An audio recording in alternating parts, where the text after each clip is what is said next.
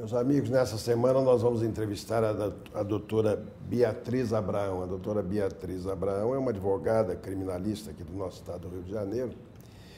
E nós vamos falar com ela sobre exame da ordem, que é um dos assuntos mais, vamos dizer assim, instigantes dos últimos tempos, né? Tem se falado muito sobre exame da ordem, qualificação profissional, e nós vamos falar com ela sobre isso.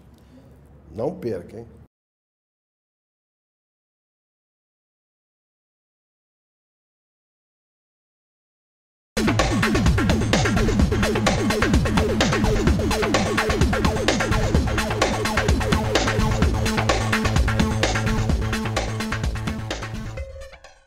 Senhores telespectadores, o programa Justiça Sem Fronteiras vai entrevistar na oportunidade a doutora Beatriz Abraão. A doutora Beatriz Abraão é uma advogada criminal aqui do nosso estado do Rio de Janeiro, de muito sucesso, aliás, né? Mas só que ela tem uma outra atividade, ela prepara também candidatos para o exame da OAB. Essa é uma matéria que tem sido muito ventilada aqui no nosso estado, eu acho que no Brasil inteiro, né? Porque o nível de aprovação é sempre muito pequeno. Então nós vamos conversar com ela, saber como é que essas coisas estão acontecendo, o que ela tem feito lá na preparação, enfim. Tudo bem, Beatriz? Tudo, é um prazer estar aqui no programa. Ah, que bom. Muito obrigada pelo convite desde já. Muito bem. Então, exame da ordem. Ainda outro dia eu estava vendo no jornal esse negócio, se discutiu durante algum tempo a legalidade disso, né?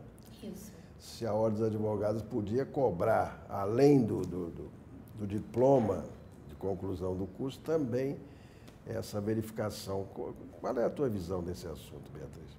Pois é, isso no ano passado foi muito discutido e em outubro de 2011 o STF veio e tornou, na verdade, constitucional. Então, muitos alunos que vinham sendo reprovados aí na prova, que é uma prova difícil, estavam na expectativa dela ser considerada inconstitucional, até que veio e surgiu realmente a constitucionalidade por parte do STF. Eu concordo, sabe? Porque eu acho que os alunos saem muito despreparados da graduação.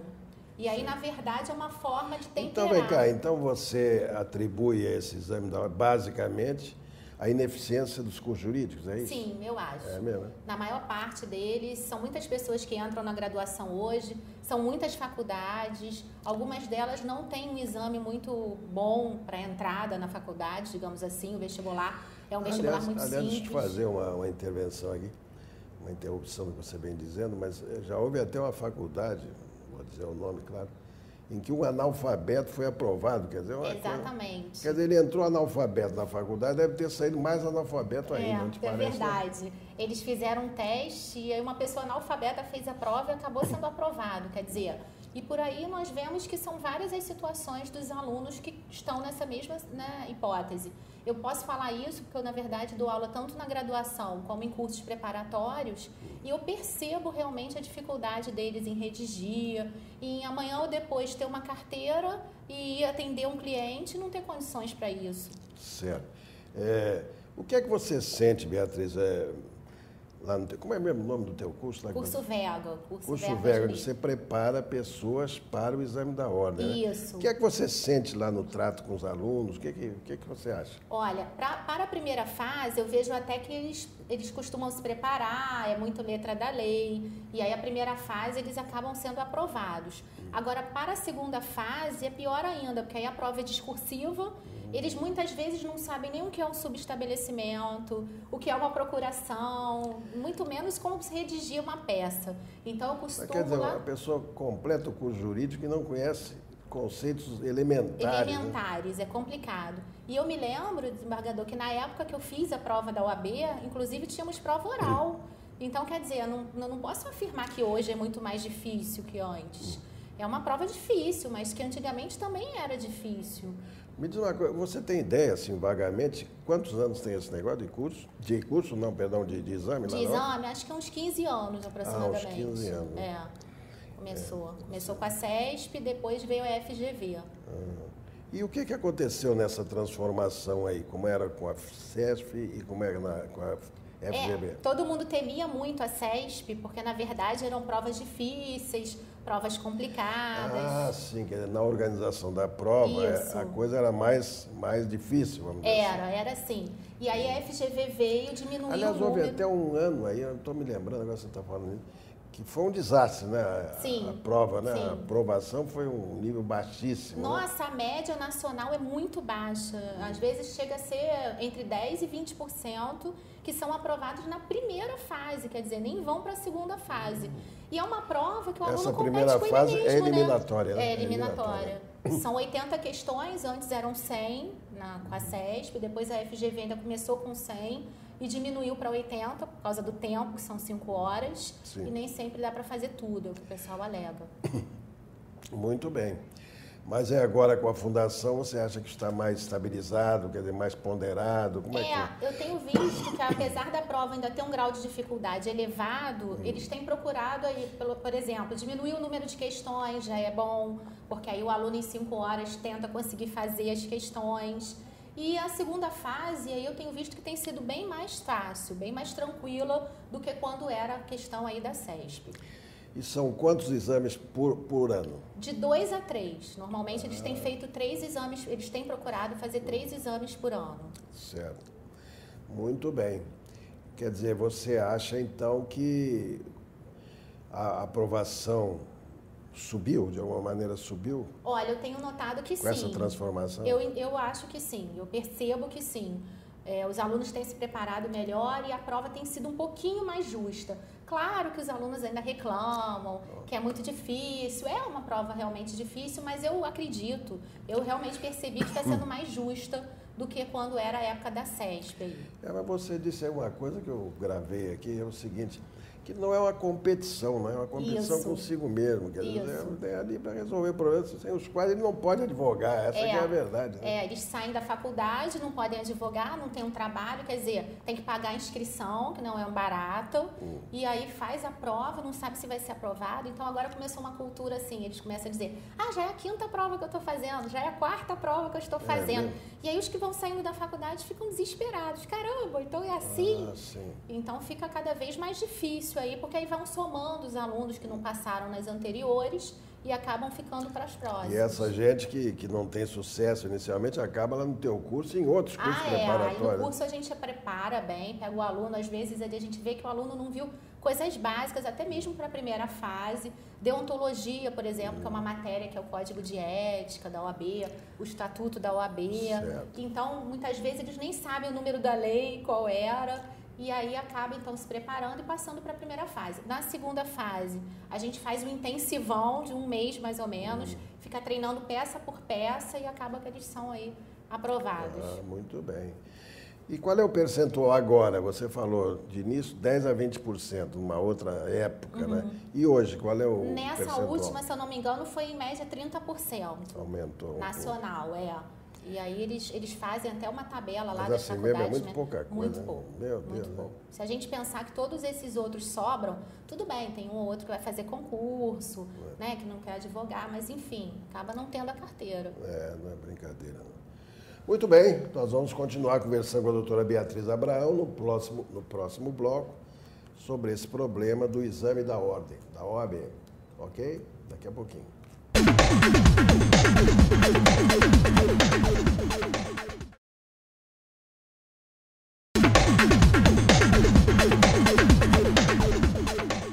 Muito bem, estamos de volta, programa Justiça Sem Fronteiras, entrevistando a doutora Beatriz Abraão. Beatriz, diga uma coisa. Quer dizer, falamos aqui das faculdades de uma maneira geral, das deficiências, né? Da comercialização do ensino, isso é um fator terrível, né? Sim, o ensino é comercializado, então é um negócio... Mas isso é o reflexo de muitas outras deficiências, não é, Beatriz? Com certeza. Muitas outras deficiências, né? Você não acha isso também? Acho sim. Eu vejo que, na verdade, essa deficiência vem lá de você lida trás. com esse pessoal que está se preparando, que não teve sucesso e tal, né? Isso. Que socorre lá de você para ver se passa, né? As matérias que eu dou, por exemplo, na faculdade, são a partir mais ou menos do 7º período. E aí, às vezes, o aluno chega no 7º período, não sabe escrever coisas básicas do português, não sabe redigir uma pequena carta, enfim, uma coisa formal, é informal. Essa questão da internet também, né, ajuda para que ele não seja tão formal assim. E eu verifico, então, que a deficiência vem lá de trás, mesmo da base, quer dizer, ele já chega na graduação de uma forma aí insegura, né, e fraca. Nós vivemos um problema muito sério, né, muito grave, porque os melhores alunos, aqueles que têm mais condições financeiras, eles vão para os cursos gratuitos, né? É o FRJ e a UERJ, né? Isso. Basicamente isso, né? Muito bem. Os outros, quer dizer, aqueles que não têm essas condições e, portanto, não têm uma educação como seria desejável, esses vão para a comercialização que eu me referi ainda há pouco. Não é assim que funciona? Sim. Então, você já vem aos trancos e barrancos, né? Ele vai lá e vai passar de qualquer maneira, né? É verdade. É assim que funciona. Nós temos algumas faculdades aí particulares que ainda estão num nível bom. Mas até, são raras. São raras, até a FGV, hoje a gente tem a PUC, Mackenzie, né? no Rio, a PUC. Enfim, mas na maioria delas, tem alguns alunos que se destacam, mas outros são muito fracos. Porque é isso, já vem lá de trás. Mas aí, acontece que os muito fracos, diante da comercialização, eles não são reprovados, né? E acabam passando de matéria em matéria. Progredindo. E aí, daqui a pouco, nós vemos, estamos no 10º período, já vai fazer prova da OAB. Quer dizer, e às vezes é aquele aluno que vai falar para amanhã ou depois, eu não passei a 5ª vez. Porque sabe o que acontece? Eles acham que é uma provinha igual a prova da faculdade. A da faculdade, muitas vezes, ele ficava ali na véspera estudando de madrugada e no dia seguinte dá tudo certo. Sim. E, no entanto, a prova da OAB é totalmente diferente. Ela requer um estudo específico. Ela, na verdade, é aquilo que nós estávamos falando antes. Não é uma competição, é só ele com ele mesmo. E aí ele tem que se preparar para aquilo. É verdade, é isso mesmo. Mas essa queixa não é só do Rio, não é, Beatriz? Não. É do Brasil inteiro, né? De todo o Brasil. Ele é um fenômeno que se estendeu para o Brasil inteiro, né? O ensino é ruim em todo o Brasil, num determinado patamar, não é? É verdade. E aí as consequências vão se desdobrando até chegar. Agora, eles não sabem o seguinte, essa turma não sabe também o seguinte, que hoje advogar é uma coisa muito difícil, não é? É muito difícil. Eu não sei qual é o percentual que realmente sai das faculdades e vai advogar. Você tem ideia disso? Eu acho que hoje em dia está em torno de 50%. Você acha que essa turma vai advogar mesmo? Quer dizer, verdadeiramente não, mas às vezes consegue a carteira e tem um processo por ano. Bom. Ou então, às vezes, eu vejo uma Você sabe como é que chama esse advogado? É advogado da monocausa, né? Advogado da monocausa. Alguém pede para ele ver um negócio do fórum, né? Isso, ele faz um acompanhamento. Ele fica cultivando, mas advogar mesmo é um investimento muito difícil para quem começa, né? Se não tiver uma ponte. Tanto que no Brasil a cultura do concurso, né? É verdade. No concurso, vai fazer concurso para outra coisa, né? Advogar mesmo é muito difícil, né? É muito difícil. Você estava falando dessa questão do Brasil, lá no curso nós temos cursos online também. Então eu percebo pessoas de outros estados que fazem o curso e tem também toda essa dificuldade. Isso é interessante ver que você faz online também o teu curso no Brasil inteiro. A gente faz a gravação online e são apresentadas para vários estados. O aluno se inscreve pela internet, assiste pela internet no horário que ele quiser. Então, quer dizer, eu vejo, às vezes, assim, a gente pode perceber, por exemplo, que os estados do norte do Brasil, onde até a internet já é mais difícil o acesso, é complicado eles terem acesso aí ao material e tudo. Sim. Bem maior aí do que Rio e São Paulo. Que coisa, hein? Puxa vida, eu não sabia que você já estava na mídia da internet, né? Que bom, isso é muito bom saber. E todo mundo vem atrás. Porque aí, na verdade, tanto aquele aluno... Deixa eu te falar uma coisa. Esse mercado, agora me ocorreu aqui assim, esse mercado do ensino ainda é muito atraente? Eu acho que sim, desembargador. Na verdade, muita gente ainda procura o mercado, muita gente ainda prefere fazer um curso, ter acesso a um material. Hoje os livros estão muito caros, infelizmente. E hoje os livros estão caros e acontece uma coisa terrível, né? Por exemplo, esses livros que são transitórios. Sim, ainda tem isso. Tipo código que é indispensável para qualquer advogado. Acabou o ano, você joga aquilo fora, porque já não vale mais nada. Isso. Quer dizer, a atualização do... vai para a internet. Mas não é isso, vai para a internet não. O código é uma coisa que você tem que estar na mão, né? E aí me fez lembrar até uma situação, porque quando a CESP fazia a prova, quando era a segunda fase, o aluno tinha que utilizar livros. Quer dizer, era complicado, porque o aluno que não tinha condições, né? Ele tinha que fazer inscrição, ainda tinha que levar livros, doutrina mesmo, para utilizar na prova. E aí, às vezes, eles achavam que quanto mais volume, o maior volume de livros levasse era melhor, o que levava mais livros passava, o que levava menos livros, enfim. E aí, com a FGV, isso acabou. E aí, realmente, tanto a primeira fase como a segunda fase não pode ter acesso a livro. Na segunda fase, apenas o código com a letra seca aí, né? Sim, sim. Você já acompanhou algum concurso desse, quer dizer, para ver e tal, como é que as coisas funcionam? Já, eu percebo que hoje a correção das provas está bem mais elaborada. A FGV diz ela, né, que hoje tem, na verdade, passa por 3 professores. Eu conheço alguns membros da banca e eles acabam dizendo que efetivamente hoje é assim. Então, quer dizer, hoje ficou mais justo, digamos assim. E hoje a FGV, ela procura corrigir de forma aí a dividir bastante a pontuação. Então, isso foi uma melhoria também. O aluno escreveu uma palavrinha certa, está dentro do gabarito, ele já bota 0,1. Já estão aproveitando tudo. Já estão aproveitando mais. Eu compreendo bem isso. Compreendo bem isso, né? Que eu fui professor também já fui tudo na vida, né? Mas eu fui professor durante mais de 30 anos, né? E eu já lecionei também em faculdade particular, no início da minha vida, né? Sim. E como era difícil corrigir prova. As letras são horríveis, entender o que eles estão falando, né? Do que se trata, né? É. Do que se trata. E houve um momento em que eu ia dando 0 para todo mundo, aí a minha neta, que era pequenininha, poxa, assim eu também corrijo. Só dá 0? Só dá 0, faço, risco 0. Né? Mas é isso, quer dizer, acaba indo buscar lá uma coisinha qualquer para poder dar uma notinha, né? De agrado, né? É verdade. E aí eu percebo que às vezes o aluno passa na prova da OAB e aí não tem condições de efetivamente trabalhar no mercado que é tão competitivo. O que eu tenho feito na graduação? Eu tenho feito aula de processo penal e direito penal, até por causa do meu mestre, ele me ensinou alguma coisa, muita coisa. E aí eu faço júri simulado, faço algumas coisas para ajudá-los aí na vida futura. Muito bem. Nós vamos continuar conversando com a doutora Beatriz Abraão no próximo bloco sobre o problema da advocacia e do exame da ordem. Daqui a pouco.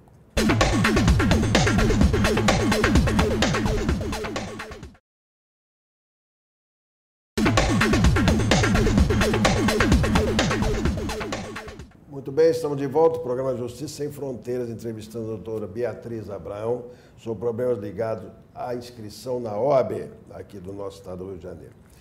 Beatriz, mas você acha, Beatriz, você que é jovem, que é advogada, que trabalha em faculdade, que dá aula em faculdade, tem curso preparatório, enfim, você faz muita coisa por aí. Você acha que a advocacia ainda é uma profissão muito atraente? Olha... Como é que você vê o problema da advocacia? O moço hoje, ele vai atrás da advocacia porque quais são os fatores que influenciam para ele vir para a advocacia? Veja bem, eu acho que tem vantagens e desvantagens. Então, a vantagem do concurso público é você ter aquele dinheiro certo todo mês, é estável, né? O horário, às vezes, você tem o horário certo para sair, apesar de que, às vezes, o juiz fica no final de semana fazendo sentença, enfim, e a responsabilidade do cargo. Agora...